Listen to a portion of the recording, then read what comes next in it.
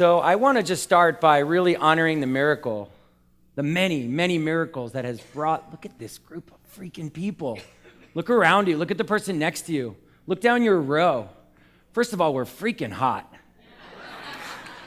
I mean, do we have to send pictures in to apply for AFES? How's this work?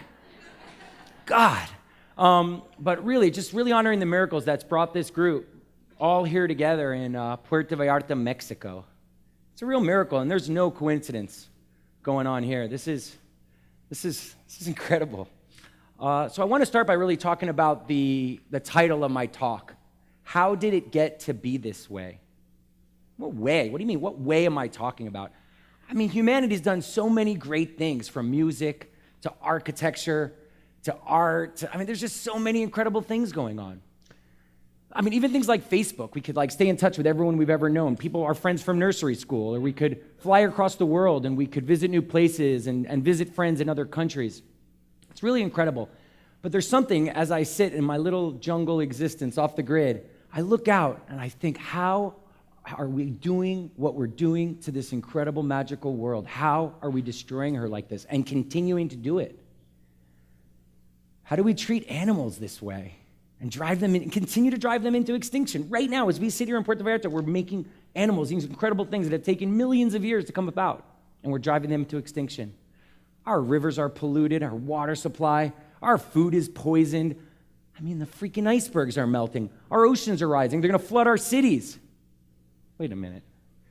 I don't want to come here and talk about all these terrible problems. I want to focus on solutions. And my goal here is to inspire you and to hack the way... I just added that.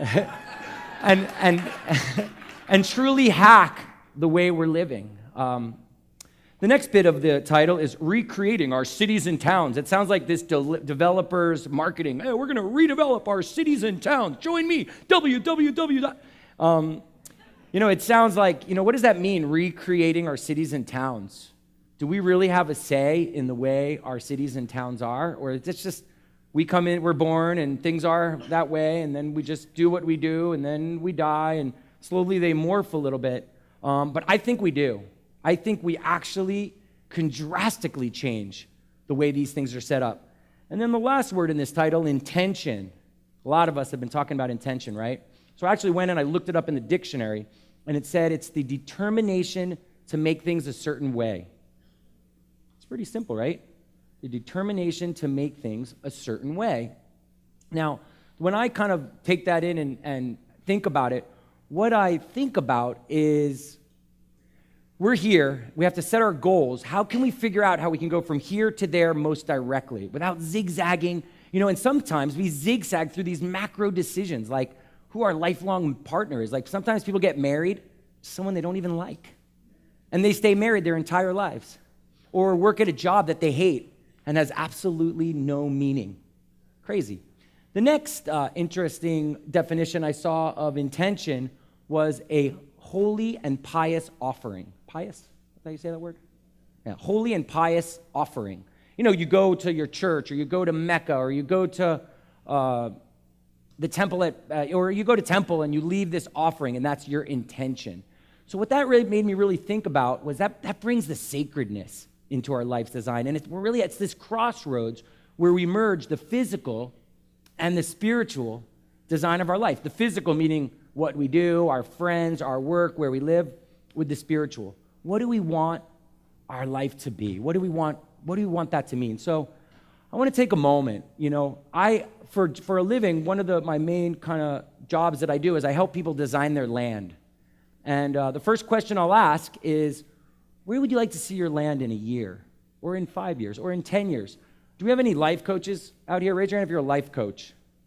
Good amount of you. So it's probably something you ask your clients a lot. Where do you want to be in a year, or in 10 years, 20 years? What do you want your life to become? This is a common theme that we think about. So this is trying to stay on course. The sooner we know where we're going, the more directly we could go there. So let's take a moment. Let's take a moment right now at our seat in AFES. What, on a micro intentional scale, what do we want to get out of this weekend? You're going to come to something like AFES. It's an investment, of time and money and everything.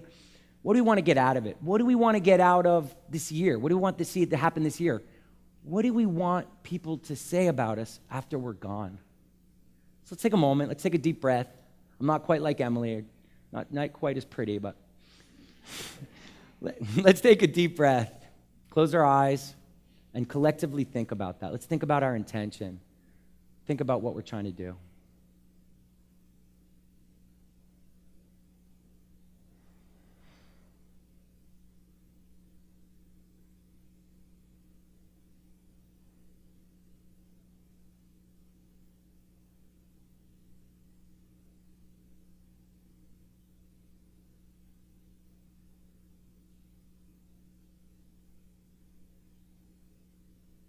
All right, everybody clear? We know what we're doing?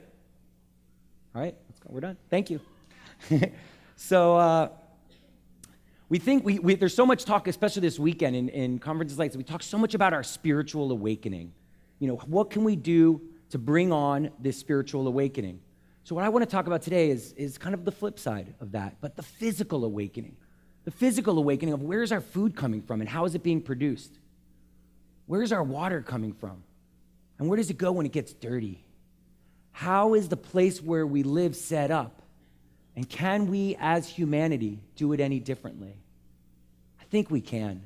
A few years ago, I was in Bali, and I first met Vishen. Hey, Vishen. First met him there just by chance. Some friends of friends, and we met there, and I first heard about Mindvalley. And then a couple weeks later, I was in Kuala Lumpur, and I got to meet a bunch of the Mindvalley crew, and I was totally impressed. Let's give it up for Mindvalley. Incredible. Yeah, so incredible. So what I see Mindvalley doing is they're taking these teachings and these important lessons, and they're spreading them to absolutely millions and millions of people. That's some freaking damn good work. And then Vishen actually came to visit me where I live, and I remember saying to him, so impressed with what you're doing. I love your work. And, I was thinking, like, how can I work together with you in really trying to spread physical awakenings? And then I looked at him and I said, Vishen, where are all these people going to live once they become enlightened? What are they going to drink? How are they going to get around? Can we really be enlightened and still live the way we are? I don't think so. I really don't think so. So now I want to take you on a little journey into my life, into my mind, a little bit to kind of take you on my path of physical awakening. Boom. This is where I grew up.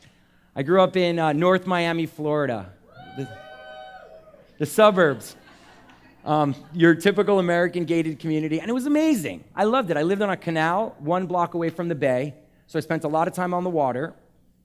All my best friends lived right in my neighborhood.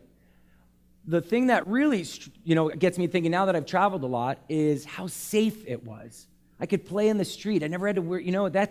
Can't take that for granted. A lot of people live in places where it's not safe. So that's really important.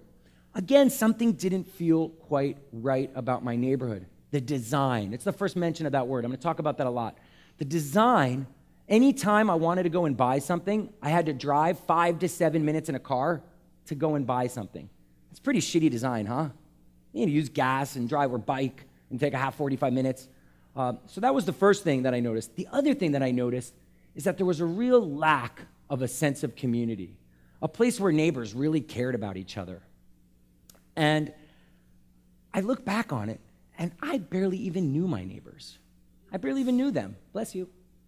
I barely knew my neighbors, and at the time, I didn't even know that it even really mattered. So in 1994, I went and I did a semester in Spain, in Sevilla, Spain, and I lived with an elderly woman that I called mi abuela, my grandmother. And she was amazing. We lived in this building. That was our building. And it was one of 10 buildings just like it. And the downstairs of all these buildings was commercial. So we had restaurants and bars. We had meat shops and game rooms and anything you ever needed. And on either side of these 10 buildings was a very busy street. But you never need to step foot on that street because you could walk through one lobby to the next, through a courtyard that had trees and benches where the teenagers would make out because they couldn't take them home because it's a very Catholic country. And the elderly people would sit around arguing about the way things were. And the other thing that I felt was my abuela, there were always people dropping their kids off for her to take care of. And I was like, abuela, ¿quién es esto? Es como una prima, es como una prima. I was like, everybody was like a cousin, you know? And I would walk through the little courtyard, and I felt like I was in Sesame Street or something. It was so weird. And what I realized was that the sheer design of this area fostered community. Now, the next thing that got me really thinking about this, about Spain, one of the greatest design elements in the history of the world, what could I be? The siesta. Let's hear it for siestas. Amazing. Every day from 2 o'clock in the afternoon to 5 o'clock in the afternoon, everybody goes home, has lunch with their families, drinks wine, and then takes a nap. And then they go back to work 3 hours later. I mean, that is freaking good design. I really appreciate that. So my wheels really started thinking, wow, it's not just about the physical setup of our community, but there's also this invisible setup that makes our communities thrive. All right, this has been kind of joyous. Now I'm going to show you guys a short video. You guys and ladies. My wife's grandmother said, don't call people guys, I'm a lady. So I want you to watch this video, and I don't only want you to watch this video, but I want you to feel it. I want you to really feel what you're about to see. So check it out.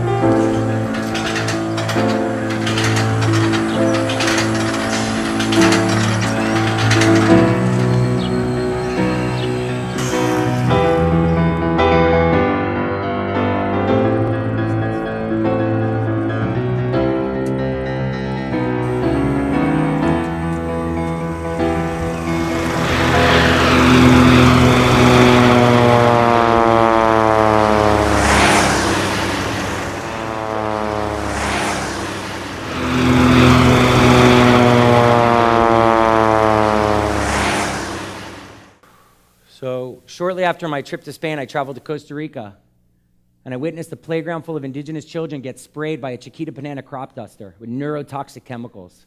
And it's still happening every day. Right now, as we sit here, they're doing it. How could this be happening? How could we be doing this in this day and age? We could zip around the world in jets. We can video chat with our friends on our iPhones. We're spraying these beautiful, incredible indigenous people with toxic chemicals. So I kept driving, and I was driving through the plantation, and there was this cable thing that came down, and the bananas were going by my car, and I'm just like, I'm sitting in this little air-conditioned rent-a-car with my pretty girlfriend, and the bananas just, and before I know it, there's a guy at the end of like 20 or 30 bunches, and he's hanging there from the cable, and he stops in front of my car, and he stares at me, and we stare at each other for about 15 seconds. And it was that 15 seconds, but it felt like 15,000 years that I got catapulted into the ethers. And I'm looking down at the earth and its blue and green glory and magic. And then I saw all of these big macro problems, and they all seemed so simple. They all just seemed like a question of design. So first thing I did, I knew I was going to dedicate my life to figuring out a new way to design things. Whoa, I have to speed up.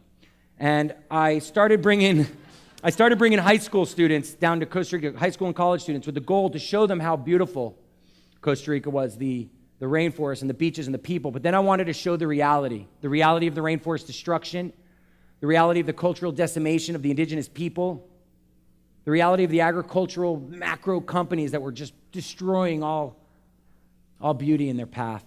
And then I wanted to show solutions. And that's where the Punta Mona Center for Sustainable, we changed the name, we got rid of sustainable, the Regenerative Design and Botanical Studies. Sustainable is not good enough. We got to do more. We got to regenerate. So it's located off the grid. You got to take a boat. Off the grid means you got to take a boat, either 25 minutes along the coast or hike 2 hours to get there. For a suburban kid from Miami living off the grid, it was a big challenge. We had to build buildings, so we started building our homes from fallen trees that were found right on our land that we milled there in the forest. We had to think about water. We put roof catchment on. We started catching our rainwater, and we dug a well by hand and with a hand pump for the drier times. We needed electricity. We set up a whole, solar panels, and we needed to grow food, and that's where I really got hooked. I got totally and completely obsessed with food and growing plants, useful plants. And I started traveling around the world from Borneo, deep forests of Borneo, to 10, 12 hours up the Amazon River looking for plants that would improve life, and then bring them back to Costa Rica plant them, and then spread them to my neighbors and improve their lives. And I'm pretty sure at Punta Mona we have one of the largest collections of useful plants in the world. It's pretty amazing. Big, yeah. It's pretty good. Wait, don't clap too much because I'm running out of time. Sorry. So at Punta Mona, I started learning a lot, and it was getting really exciting, and I started to really tap into our food system, how broken it was, how far away our food is coming from, laden with chemicals, fertilizers, pesticides, fungicides, herbicides, and using so many fossil fuels to move it around. And then I started thinking,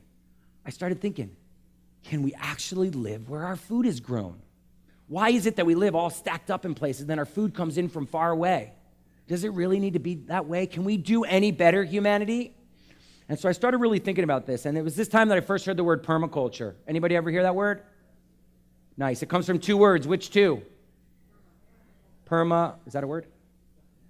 Permanent culture. That's what we're trying to create. So it was a term coined by a guy named Bill Mollison. And Bill Mollison and his student David Holmgren, it was an ecological and intentional design for human settlements. Great, right? So permaculture became a real driver for me. And one of the main things is, how can we design our reality to maximize hammock time? Now you can clap for a second. That's good. That's good. So things went on, and I love Punta Mona, but I knew it wasn't the place I was going to live long term. I want to raise my family. It's very remote. The weather was harsh. So I started seeking land, and I started listing all the things that I wanted in my community of my dreams with no limits. I want to be within an hour of San Jose. I want to have a crystal clear river that I can lay naked on a big hot rock and then roll into a crystal clear pool and drink the water. I want to be between 450 meters and 750 meters because I want cool nights, and I want a climate where I can grow all the tropical fruits I'm freaking obsessed with. So I'm listing all these things on paper. I'm like, and not necessarily you're going to hit them all, but list your dreams. I mean, this is like with anything, looking for land or a partner or anything. Your dream job, list the things you want so you'll find them. So with Lycovia, we found the land. It's on the most incredible river. At this time, my dad was 35 years of being a dentist, was retiring, and we decided together to raise the money. We bought the land, and the first thing we did was planted hundreds of fruit trees. We had to think about water. We went with this old guy with these dowsing sticks, and he's walking through the land. He's like, aquí está el agua. And there, of course, there was an underground river, and we tapped into it with a deep well and built huge storage tanks at the top of our property to distribute it through the land. And we had to lay roads. We didn't want to do asphalt or cement. We found this company that was making recycled plastic grates, so that's what makes our roads. The communal areas, which is mostly the most beautiful area, we took the most beautiful area and made it communal, which mostly real estate developers make that, their premium lots. And we had to think about our children. I always said, I don't want to have children until I know where I'm going to build their school. And now I know. And the school is open. We have over 20 kids in it. We sold lots to people from over 24 countries. The community is freaking thriving. You pull into the gate, and you literally, people's eyes well up with tears. They feel like they just traveled deep back into some dream that they've had before. So all this is going on, and it's perfect. I'm going to backtrack to two. Meanwhile, it got expensive because we raised this money, and we needed to pay back our investors. So it was becoming more expensive than a lot of the people that I knew were going to be able to afford. So I was at Burning Man. Anybody hear that? 2006. I used to organize a really big camp, 250 people. And it was 2006. We were so tired. It's a week later. I'm in some stupid storage unit in Reno, and I look around. What in the hell are we doing, you guys? We just spent so much money. We've spent so much energy creating this camp, and now we're going to take it down and pack it up. So I organized 33 families, and we bought the land up the street from Ecovia, and we started another community. This time it was a little different. Rather than we set it up, Ecovia, and then we sold lots, this one we bought the land together. It was more of an intentional community. And then slowly we're doing the infrastructure. The next thing that I started to do was I owned this property for many years near the Arenal volcano. And Arenal volcano is one of the most touristed areas in Costa Rica. And I owned this land, and I broke it up, and I started self-financing lots to this growing community of middle-class Costa Ricans that had great jobs. They were yoga teachers and chefs and tour guides. And I basically had no money down and very low interest, and all of a sudden I had all these people coming to me crying, wow, thank you, Stephen. I never thought at this age I'd be able to own my own land. And it was a total win-win, because for me it worked. I was just sitting on the land, trying to, maintain it. Meanwhile, I have all these amazing people living there now. And again, these are 3 different communities, all with 3 different structures. You might be wondering, great, Stephen, great projects. Okay, how does this pertain to me? So I'm going to give you guys just a few little pointers on where you could take this to start your community of your dreams. One, think about where you want to live. Where's the land? Do you want to live in the city? Do you want to live in the country? Do you want to live by a river? Do you want to live in another country?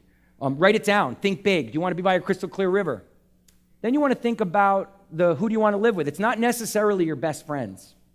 You want to really create the right group of people. You need builders, and you need plumbers, and you need visionaries, and you need all the different things that's going to pull off a community. The next thing you want to think, this is also Ecovia. This is my lot on Ecovia. The next thing you need to think about is the invisible structure. How are you going to make decisions? How are you going to set it up legally? And how long are you going to incorporate siestas into your community? Maybe you want a 3-day work week. Maybe you want to have full moon ritual. What is going to be the spiritual glue of your community? These are all things you need to write them down and figure them out. Oof, sorry. So here I was. All this is going on. It all feels great. And I go to dinner with a friend of mine's dad, who I'd never met. And he's a really successful guy. And I was excited to meet him. And I started telling him about I had all these ideas, and I want to change the world, and I want to do so much. And he looked at me and goes, Stephen, his tone changed. And he looked at me and goes, Stephen, I own nearly 200,000 acres in Nevada, Arizona, and New Mexico. I own another 1,000 acres in strip malls. I own 11 Sheratons and 6 Marriotts. But Stephen, who gives a fuck? What are they going to say after I'm gone? Oh, Jerry, what a great real estate developer you were. And then he looked at me deep in my soul. He looked at me and goes, Stephen, hone in on your legacy. Hone in on your legacy. And next thing I know, I'm spinning through my mind. What in the hell do I want to do? And I hit the negative sign on the Google Maps of my life, and I'm thinking about everything, and I start thinking about why I first moved to Costa Rica and those plantation workers. So now the next thing in the community saga of my life, I just started another community. It's called Alegria. It's on 400 acres, and this time it's focused on plantation workers. And it's an agricultural cooperative on over 400 acres where our main crop is cacao. It's going to be one of the first tree-to-bar cacao farms where the factory is going to be right there on the farm, and we're going to grow the cacao, the sugar, and all the inclusions right there on site. Yeah.